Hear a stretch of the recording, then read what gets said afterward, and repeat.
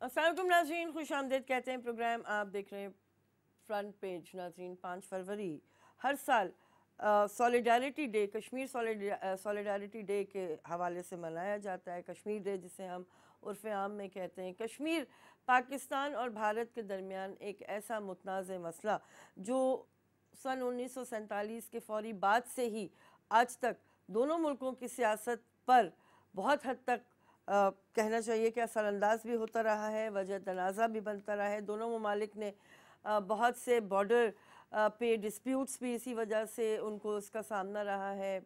پاکستان نے اور بھارت نے میرا خیال ہے کہ شاید آئی ڈونٹ نو، میں تھوڑا سا محتاط اگر ہو کر بات کروں تو دونوں طرف سے ہمیں لگتا ہے کہ کوئی سنجیدہ کوششیں کشمیر ایشو کو ریزالو کرنے کے لیے نہیں ہوئی ہیں.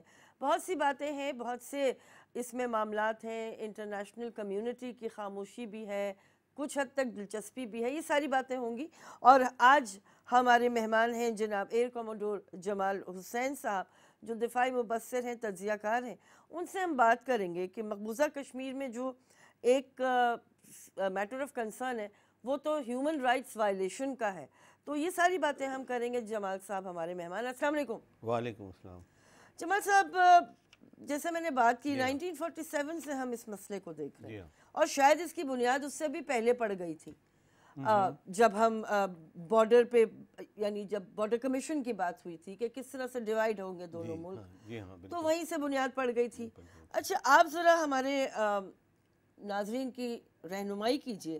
پہلے تو یہ بتائیے کہ at the outset Pakistan سے کوئی غلطی ہوئی یا یہ واقعی ایک فارمولا ہی فالٹی تھا جس کی وجہ سے یہ بنیاد پڑ گئی؟ میں یہ نہیں کہوں گا کہ پاکستان سے کوئی غلطی ہوئی ہے، کیونکہ کشمیر جس بیسس پہ پارٹیشن کو بنایا گیا تھا، کشمیر تو 100% پاکستان پہ آنا تھا. ایوری اسپیکٹ ایڈجوائن بھی کرتا تھا، میجورٹی مسلم پاپولیشن بھی تھی. اور پاکستان کو یہ خطرہ اس وقت پتہ چل گیا کہ یہ بہت ممکن ہے لارڈ ماؤنٹ بیٹن اور نہرو اور جو مہاراجہ کشمیر کے تھے وہ تینوں مل کر شاید یہ پاکستان کو نہیں آنے دیں گے.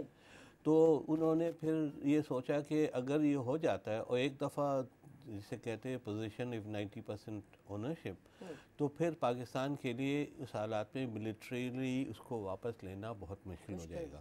تو انہوں نے ایک آپریشن گلمرگ پلان کیا، اور اس پہ نارملی لشکرز ہمارے جو فاٹا ایریا کے ان کے تھے، لیکن اس میں ہماری فوج کی بھی شمولیت تھی انیشل پلان میں تھی. مسئلہ یہ ہو گیا کہ جب ایک تو وہ گلمرگ جو آپریشن تھی اس کی کچھ ڈیٹیلز انڈین کے پتہ چل گیا. اچھا، کچھ ڈیٹیلز، ناٹ آل، ساری کچھ ڈیٹیلز پتہ چل گئی. اور پھر ہمارے ملٹری کو یہ جاننی پڑی کہ اگر ہم نے اسے جلد از جلد نہیں لانچ کیا تو ہندوستان پوری طرح پریپیئر ہو جائے گا. اس پہ یہ بھی دیکھ لیجئے کہ کشمیر کا جو حصہ تھا اس کی ایک ہی لینڈ روٹ تھا through Jammu and Kashmir, through Jammu area اور اخنور کے تھرو، اور وہاں سے بھی بہت ہفتے، 2 ہفتے، 3 ہفتے، 4 ہفتے لگتے ایک پوری فوج کی ڈویژن وغیرہ لے جانے کے لیے. ایک ہی طریقہ ان کا تھا، تھرو ایئر. اچھا، تھوڑا سا اگر میں آپ سے اور مزید اس میں کلیریفیکیشن لوں. کہا جاتا ہے کہ لشکرز تو چل پڑے تھے، آگے کی جانب تقریباً پہنچ گئے تھے، لیکن کہتے ہیں کہ چونکہ کمانڈر ان چیف برٹش تھا، اس نے تھوڑا سا ڈیلے کیا. نہیں، ڈیلے نہیں کیا. اچھا، اوکے، ڈیلے نہیں کیا، اس نے تو بالکل انکار کر دیا. اوکے، ڈیلے نہیں کیا. وہ میں کہہ رہا تھا کہ اس وجہ سے اگر یہ جلدی نہیں ہوتی تو بہت ممکن ہے قائد اعظم اس وقت جنرل، اصل میں جو آرمی چیف تھے جنرل فرینک میسروی، لیکن وہ چھٹی پہ تھے. تو جو جنرل گریسی ایکٹنگ چیف تھے، ان کو بہت ممکن ہے وہ ڈسمس کر کے کسی اپنے ایز دی گورنر جنرل وہ اتھارٹی لے سکتے تھے. اور یہ بات آپ نے بالکل صحیح کی، گریسی نے تو بالکل فلیٹلی نہ کر دیا. کیسا نہ نہیں کرتا، اس کا لارڈ بیٹھا ہوا تھا دوسری طرف، لارڈ ماؤنٹ بیٹن، اور یہ تو چھوٹا سا جنرل ہی تھا. اس کی وجہ سے پھر بھی فوج کے والنٹیئرز گئے، ہاں اوکے والنٹیئرز گئے، ٹھیک ہے، لیکن پوری فوج کی جو پوری اسٹریٹجی موومنٹ تھی ہوتی ہے وہ مسنگ تھے نا، وہ missing جس وجہ سے کہ ہمارے لشکر نے کامیابی تو حاصل کر لی ہاں اور تقریباً سری نگر ایئرپورٹ کے قریب پہنچ گئے تھے، اور کہتے ہیں کہ اس وقت کچھ ڈیلے ہو گیا، کچھ کہتے ہیں کہ وہ اس پہ لگ گئے مال غنیمت وغیرہ پہ، کہاں تک یہ سچ ہے آئی ڈونٹ نو، لیکن یہ بات صحیح ہے کہ ہم کشمیر اگر سری نگر ایئرپورٹ پہ قبضہ کر لیتے تو انڈین ری انفورسمنٹ تھی نہیں آ سکتی تھی، اور اس وقت ہمیں پورا کشمیر اگر نہیں بھی ملتا تو ویلی ہمارا ہوتا، اور جو سیز فائر لائن اس وقت سیز فائر لائن کہتے ہیں ناٹ، وہ اس میں ویلی بھی ہمارا ہوتا، اور بہت ممکن ہے یہ پاکستان کے لیے بہت ممکن ہو، یہ ہمارے لیے ایکسیپٹیبل نہیں ہوتا، کیونکہ جو مین دو دریا ہے نا جھیلم و چناب، یہ اس کے تھرو گزرتے ہیں، ٹھیک ہے پیٹرن، ٹھیک ہے، یہ ہسٹوریکلی ہم نے اس کو اسٹیبلش کیا، یہ تو 48 کی بات ہے نا، ٹھیک ہے ٹھیک ہے، اس کے بعد آگے کیا ہوا یہ بات ہم جانیں گے بریک کے بعد۔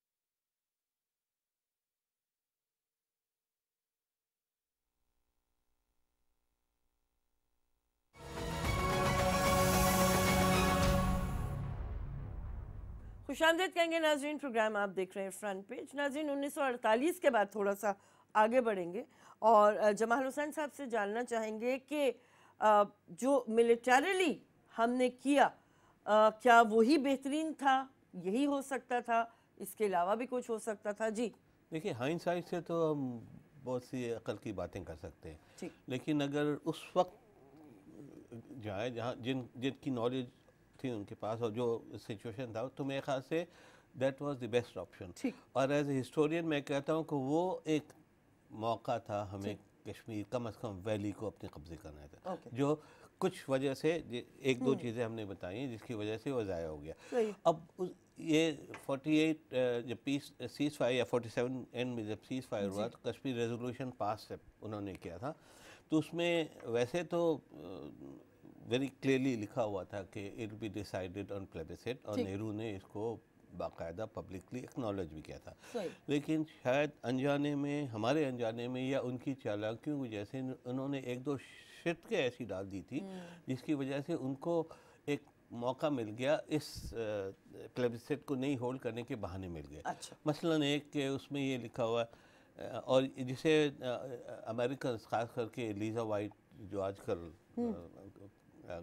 میرے خیال سے پینٹاگن میں نہیں، آج کل وہ ایڈمنسٹریشن میں ہے، اور کرسٹین فیئر جو بہت پہلے پرو پاکستان تھی اب اینٹی پاکستان ہو گئی ہے، وہ اس کو ہائی لائٹ کرتی ہے۔ اس میں لکھا تھا نا کہ پلیبسسٹ کب ہولڈ کریں گے، اس میں لکھا ہوا تھا پلیبسسٹ ول بی ہیلڈ اگر پاکستان اپنی پوری فوج وہاں سے ہٹا لے اور ہندوستان اپنی کم کریں۔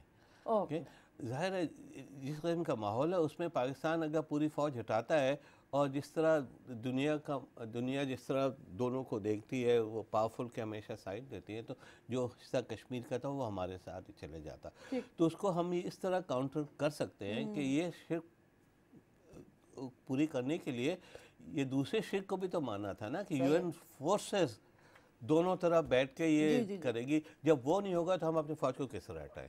تو جب یہ کرسٹین فیئر وغیرہ اس چیز کو ہائی لائٹ کر کے ہمیں ڈانٹتی ہے اب تقریباً کہ go and read your history کہتی ہے نا. تو خیر مجھے تو موقع نہیں ملا, لیکن میں اپنے لوگوں کو کہتا ہوں آپ ان کو یہ بھی بتائیں نا کہ اس کو اور پڑھیں, پورا پڑھ لیں تو ہماری پوری غلطی نہیں ہے. لیکن یہ میں ضرور کہوں گا یہ شرک ہمیں اس طرح نہیں ایکسیپٹ کرنی چاہیے. ٹھیک ہے, دونوں طرف سے ہٹانی چاہیے تھے یا نہیں چاہیے تھے. اچھا اب آ جائیے اس کے بعد کشمیر ریزولوشن. اس میں کیونکہ کچھ کہتے ہیں کہ کیونکہ نہرو پنڈت خود کشمیر کے تھے اور کچھ کیونکہ India was much bigger state than Pakistan, تو وہ پروکرانسٹیٹ کرتے رہے. اینڈ دین 62 اور جب چائنا کے ساتھ ہوا تو انڈیا کی جو ویسٹ سے لڑائی تھی اور ہماری جو امریکہ سے دوستی تھی وہ تقریباً ختم ہو گئی, کیونکہ انڈیا سوویٹ کیمپ پہ رہتے ہوئے بھی امریکن کی طرف سے اسے ملٹری ایڈ ملنے لگی. تو 62 کے بعد امریکن ایڈ اور باقی ویسٹرن ایڈ کی وجہ سے جو انڈین فورسز کی جو کوتاہیاں تھیں وہ بدرجے کم ہوتی گئی.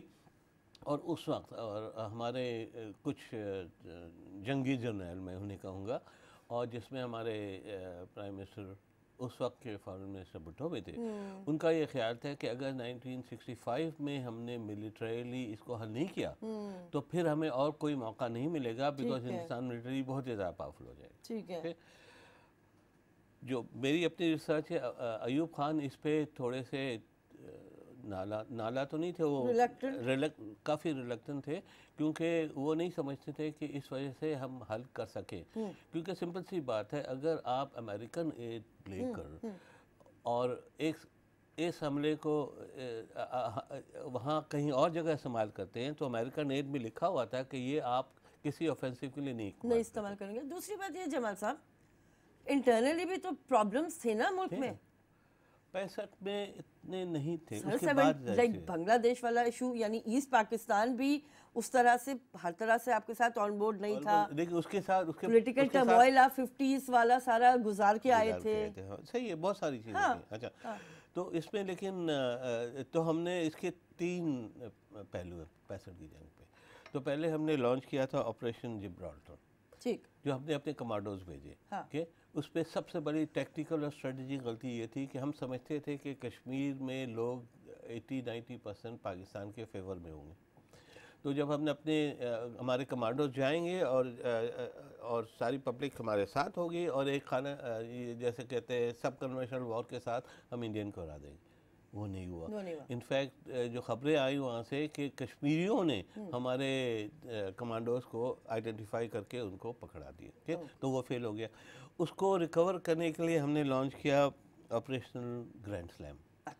آپریشن گرینڈ سلیم اب پوری فوج گئی. پہلے تو ہم نے صرف کمانڈوز بھیجے تھے, اب ہماری پوری فوج گئی, اور وہ ان کا مقصد تھا اختور کیپچر کر لیں. اگر اختور آپ کیپچر کر لیتے ہیں تو ان کے جو لینڈ لنک ویلی سے سیور ٹوٹ جاتے ہیں, اور اس کے ساتھ آپ پھر بھی جسٹ میٹر آف ٹائم آپ دوسری وائپ اپ آپریشن کر کے آپ ویلی کو بھی لے سکتے ہیں.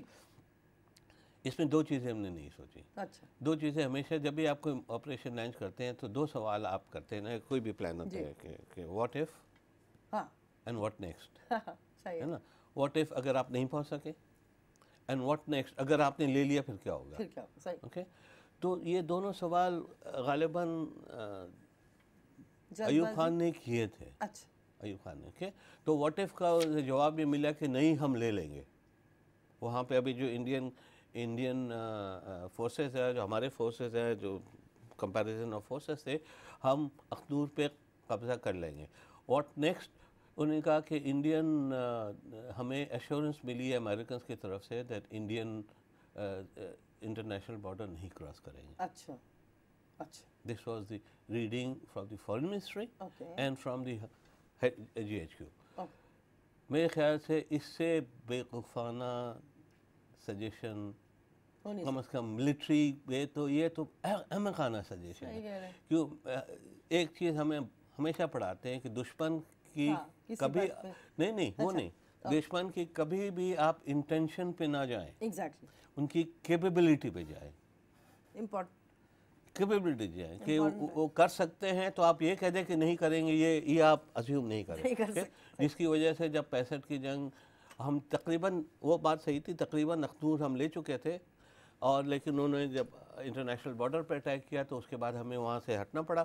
ان دی اینڈ ہم نے ان کا حملہ تو روک دیا, لیکن کشمیر ہم نہیں حاصل کر سکتے. اچھا, ڈائیورٹ ہو گئی اٹینشن, ادھر آ گیا, ادھر آگے نہیں حاصل کر سکتے. اچھا, اس کا جو اثر ہوا جو آپ بتا رہی تھی ابھی ایسٹ پاکستان پہ, تو ایسٹ پاکستان والوں نے یہ دیکھا جب یہاں پوری طرف سے جنگیں چل رہی تھی, ایسٹ پاکستان میں صرف ایک ڈویژن فوج تھی اور ایک اسکواڈرن تھا, اور اگر ہندوستان اگر کشمیر ہار جاتا یہاں پر تو اس کا ایک موقع تھا, وہ اس کی 5-6 ڈویژن سے اس کو لے لیتا. تو یہ باقی اور بھی چیزیں تھیں, لیکن یہ بھی ایک وجہ تھی کہ انہوں نے کہا کہ یہ کیا بات ہوئی کہ defence of East Pakistan lies in West Pakistan, یہ جو تھیوری تھی دیٹ ڈنٹ میک سینس, ہے نا. تو اس کی وجہ سے پھر 71 وار ہوا, وہ الگ سے چیز ہے, اس میں کشمیر کا سینٹرل تھیم نہیں تھا نا. اب آ جائیے سیاچن پہ. سیاچن پہ یس, یہ غلطی ظاہر ہے اگریشن انڈین کی طرف سے تھی. ہماری یہ غلطی ہو گئی کہ ہم اسے فوکس نہیں کر سکے. ٹھیک ہے.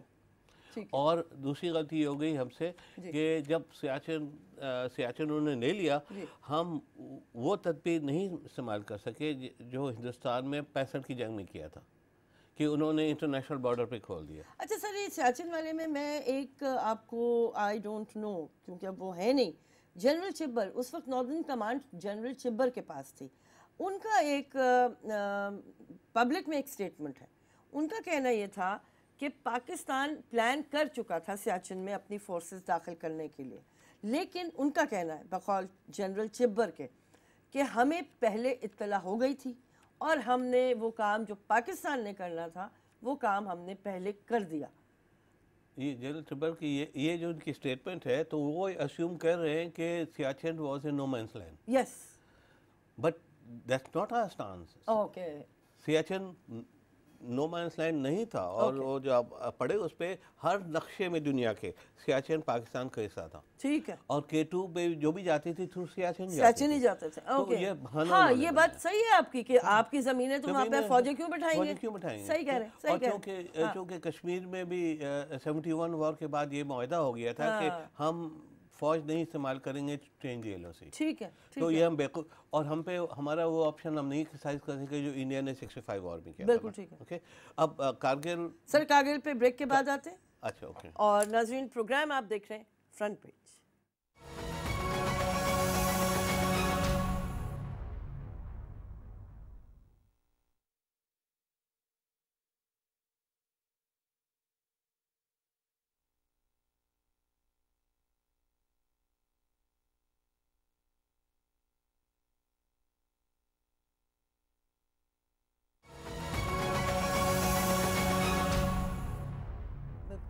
جی ناظرین, خوش آمدید کہتے ہیں, پروگرام آپ دیکھ رہے ہیں فرنٹ پیج.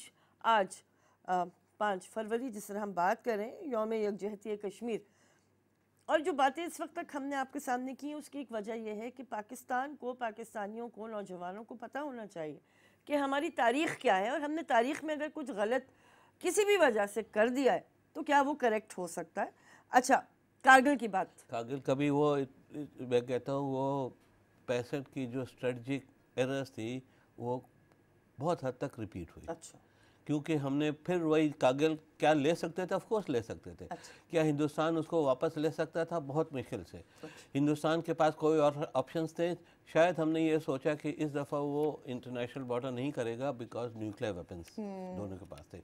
ہم نے یہ خیال نہیں کیا نیوکلیئر ویپنز کی وجہ سے آپ کو یہ اجازت نہیں ہوتی کہ آپ دوسروں پہ حملہ کریں یا دوسروں پہ ضرب لگائیں. اور اگر آپ ضرب لگائیں تو نیوکلیئر ڈیٹرنس آپ کا نہیں کام کرے گا. اینی وے انڈیا نے تھریٹ کر کے کہ ہم انٹرنیشنل براڈ کر کے پورا پریشر پاکستان پہ ڈال کے ہمارے فوجوں کر کے. بالکل ٹھیک ہے. تو اب جو حالات ہیں تو اچھا, اس میں ایک اور سوال. نواز شریف صاحب اس بارے میں مشرف صاحب سے بہت ناراض تھے کہ اس وقت تو وہ واجپئی سے دوستی کا ہاتھ بڑھا رہے تھے, اور کارگل جو تھا وہ ہوا. ان کا کہنا, نواز شریف کا کہنا یہ ہے کہ شاید ملٹری نے اس وقت सेट अप की, पीठ में छुरा घोंपा, इस हद तक बातें सामने आई, इसमें कितनी कुछ हकीकत हद है? तक शायद नवाज शरीफ की बात में कुछ हद तक शायद सही हो, लेकिन जब थोड़ा और पीछे जाएं तो मुझे याद है कि 87-88 में जब मैं इंस्ट्रक्टर था एनडी, उस वक्त के एनडीसी पे, तो ये कश्मीर पे हम एक वॉर गेम करते थे और नतीजा यहाँ पहुँचते थे कि क्या हम ये कारगिल पे क्या हम हाइस्ट ले लेंगे या हिंदुस्तान उसे वापस ले सकता है, बहुत मुश्किल है, क्या होगा हिंदुस्तान पे हमला कर देगा, हम हमले के लिए तैयार हैं, इंटरनेशनल बॉर्डर नहीं, कश्मीर नो। ओके, तो ये चीज़ आई बिलीव जनरल बेग ने ये कारगिल का बेनज़ीर भुट्टो जो प्राइम मिनिस्टर थी, उनको ये जब पेश किया गया, she saw through that whole thing, okay, she asked what if, उन्होंने ये सवाल किया and she said nothing doing, okay. ये नवाज शरीफ को कितना पता है उसमें दो तीन बहुत सारी है, कुछ कहते हैं कि उन्हें पूरा पता था, कुछ कहते हैं कि थोड़ा बहुत पता था। मुशर्रफ साहब खुद कहते हैं कि उनको पता था। मेरा अपना ख्याल है कि बहुत मुमकिन है नवाज शरीफ उसकी गहराई को समझ सके। ठीक है, आई मीन उनके इन हिज डिफेंस इससे ज्यादा मैं नहीं कहूँगा। ठीक है, चलिए आगे बढ़ते हैं। बिल्कुल ठीक। अब जो हालात है आफ्टर द न्यूक्लियर वेपनाइजेशन, अब मिलिट्री ऑप्शन दोनों की तरफ is totally off the table. ठीक है, for and perhaps it will not be accepted by the international community because वो खतरा न्यूक्लियर वॉर का है, न्यूक्लियर वॉर में दुनिया की तबाही का खतरा है, ये सिर्फ इंडिया पाकिस्तान के नहीं है ना, इस ऑफ द टेबल। और जो भी इस पे पहल करेगा उस पे दुनिया का प्रेशर आएगा। बिल्कुल सही। अभी जो खतरा सिर्फ हमारा जो है बॉर्डर फायरिंग वगैरह पे, उस पे हम बहुत कुछ कर रहे हैं मिलिट्री, लेकिन मेरे ख्याल से और भी कुछ करनी चाहिए ताकि हिंदुस्तान अगर हम पे फायर करके हमारे सिविलियंस को डैमेज करता है, हमारी मजबूरी ये है कि हमारे जो सिविलियंस है बिल्कुल बॉर्डर के साथ है, उनके काफ़ी दूर है, तो हमें कुछ ना अगर ताकि उन्हें भी दर्द महसूस हो और उन्हें भी पता चले कि ये आसानी से नहीं कर सकते। बिल्कुल ठीक है।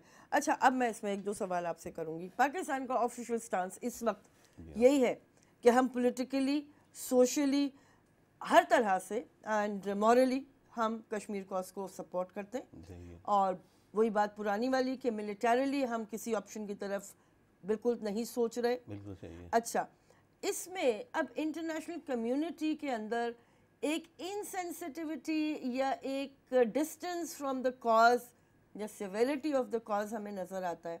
वो किसका फेलियर है? पाकिस्तान का, कश्मीरियों का अपना, या इंडिया की लॉबीज़ इतनी मजबूत हैं दुनिया में कि जो ह्यूमन एलिमेंट है वो इग्नोर हो रहा है इस पूरी डिस्कशन में?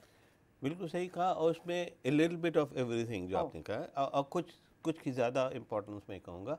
पहली बात, हम सब को ये समझना चाहिए कि नेशन स्टेट्स में नेशनल इंटरेस्ट होते हैं, मोरालिटी बहुत कम होती है। ओके, हमारे ये फैक्ट्स ऑफ लाइफ है, इसमें आप जो बहस कर रहे हैं शायद क़यामत के वक्त तो ज़रूर होगा उसका असर, लेकिन यहाँ पे असर उस तरह नहीं होता, कम से कम दुश्मन के एक्शन से नहीं होता। अल्लाह की मर्जी आ जाए तो वो फिर हालात बदल जाते हैं ना, और अल्लाह की मर्जी आती है सच्चाई पे कि आज नहीं तो कल वो आती है, और उम्मीद हमें पूरी उम्मीद है अल्लाह की तरफ से कि वो आएगी। अच्छा, अब जो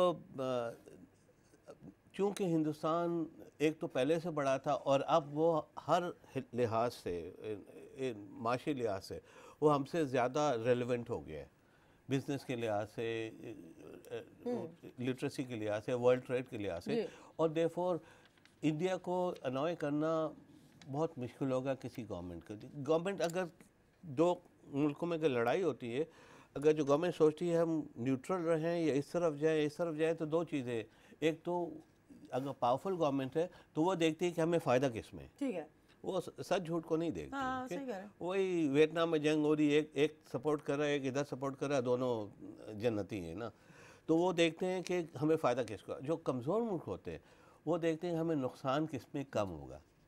जैसे 2001 के बाद जब अमेरिका का प्रेशर आया तो हमारे लिए ये नहीं था कि अगर हम अमेरिका से ना कर दें कि हमें फ़ायदा किस में है, हमें नुकसान किस में कम है। तो ये दो फ़र्क है ना। तो और जो स्टेट्स होती हैं वो हमेशा इन चीज़ पे करती है। जो اس لیے جو میں کہتا ہوں کہ جتنے بھی ہمارے فارن آفس وغیرہ ہے اس کے دو پہلو میں دیکھتا ہوں. ایک تو جو پہلو آپ اسٹیٹس کو جو بتاتے ہیں نا, وہ تو جو اسٹیٹس جو میٹر کرتے ہیں نا, روس, امریکہ وغیرہ وغیرہ, آپ کیا خیال ہے کہ ان کو نہیں پتہ؟ ان کو سب پتہ ہے نا. تو ان کو ضرور کریں, لیکن اس سے اتنا فرق نہیں پڑے گا, لیکن آپ کم نہ کریں, کرتے رہیں. جو اصل فرق پڑے گا ان سٹیٹس کو کہ اگر ان کے پبلک کو آپ اپنی طرف کر لیں. اور اس کی مثال میں ویتنام جنگ دیتا ہوں. ویتنام جنگ امریکہ لڑتی رہی اور جب پبلک ان کے خلاف ہوئی اس وقت وہ نکلنے لگے. یہی افغانستان میں بھی یہی ہوا تھا. بالکل صحیح کہہ رہے ہیں آپ, کیونکہ مجھے خود بھی یاد ہے. آپ کا جو پریشر ہوگا جو امریکن پبلک, اور اس میں دو چیزیں, ایک اور چیز کا بہت خیال رکھیں, ہندوستان کو بالکل یہ موقع نہ دیں کہ کسی طرح سے آپ یہ الزام لگائیں کہ آپ ان کی ملیٹریلی مدد کر رہے ہیں. بالکل ٹھیک ہے. ایک یہ بات. دوسرا ایک دو سوال اور بھی اسی سے اٹیچڈ ہیں, وہ ذرا بریک کے بعد کرتے ہیں. ناظرین, پروگرام آپ دیکھ رہے ہیں فرنٹ پیج.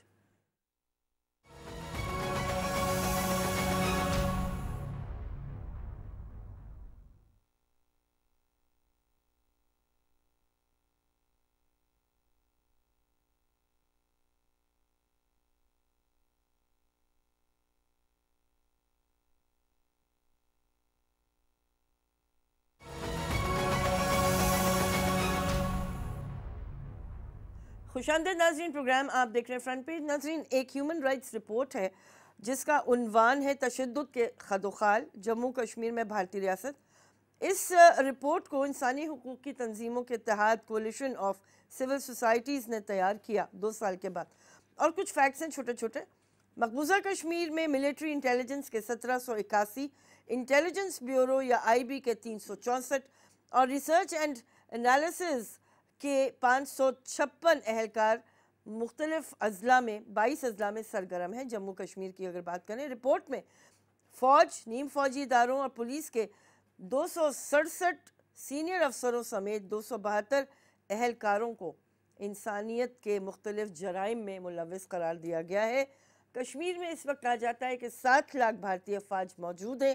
اس میں پولیس اور نیم فوجی اہلکار جو ہیں ان کی تعداد تقریباً 2.5 لاکھ بتائی جاتی ہے. اسی رپورٹ کے مطابق 1080 حراستی ہلاکتوں میں 172 حراستی گمشدگیوں اور جنسی زیادتیوں کے دوران کے جو واقعات ہیں ان میں اضافہ دیکھا گیا. اور رپورٹ میں فوجی اور نیم فوجی اداروں اور پولیس کے 267 سینئر افسروں کے علاوہ 272 اہلکاروں کو انسانیت کے مختلف جرائم میں ملوث قرار دیا گیا ہے. یہ انٹرنیشنل رپورٹس پہ مبنی یہ سارے فیکٹس اینڈ فگرز ہیں, لیکن 2 سال پرانی یہ رپورٹ ہے, 2016 کی. تو ظاہر ہے کہ ابھی تک حالات بہتر نہیں ہوئے ہوں گے, ہو سکتا ہے مزید خراب ہوئے ہوں. آپ سے سوال میرا یہ تھا جمال صاحب, ابھی آپ نے افغان ایشو کا ذکر کیا تھا. جب سے پاکستان افغان ایشو میں اپنے آپ کو گھرا ہوا پاتا ہے, کشمیر کاز کو میری فیلنگ ہے کہ شاید اس سے بھی نقصان پہنچا ہے. کیوں؟ ایک تو بات وہی آ جاتی ہے کہ وہ جو انڈیجنس سٹرگل تھی انڈیپینڈنس کی یا سیلف ڈٹرمنیشن کی, اس کو یہاں پر دانستہ یا نادانستہ طور پہ شاید ان لوگوں نے ہائی جیک کرنے کی کوشش کی جو ویسے بھی آپ کو یعنی ذرا ایکسٹریم کی طرف, ایکسٹریم رائٹ کی طرف جو ایلیمنٹ آپ کو نظر آتا ہے. ہم اکثر دیکھتے ہیں میڈیا پہ بھی اٹسیلف کشمیر کی بات ہوگی تو کچھ ایسے ناموں کو بلا لیا جائے گا کشمیر کی بات کرنے کے لیے جو انٹرنیشنلی پسند نہیں کیے جاتے. یہ ہوا ہے اور یہ شاید ہوتا ہے. آپ کیا کہتے ہیں, اس بات میں کتنا وزن ہے؟ 2 چیزیں. ابھی کشمیر کا مسئلہ تو بہت پرانا ہے, جب سے ملک قائم اس وقت ہے. اور افغانستان پچھلے یہ جو آگ بھڑکی ہے پچھلے 10-15 سال سے ٹھیک ہے, اور میری اپنی رائے ہے کہ افغانستان زیادہ خطرناک ہے اچھا کشمیر کے. کشمیر 70 سال تک تو ابھی تک ہمیں کشمیر تو نہیں ملا, نقصان ہم نے اٹھایا ہے, لیکن پاکستان کو ایگزسٹنشل تھریٹ نہیں ہے. افغانستان سے وہ ہے. تو اگر ہمارے یہ ملٹری کی یا ہمارے لیڈرز کی فوکس افغانستان کی اب اس وقت زیادہ ہے تو میرے خیال سے وہ جائز ہے، میری اپنی اوپینین ہے۔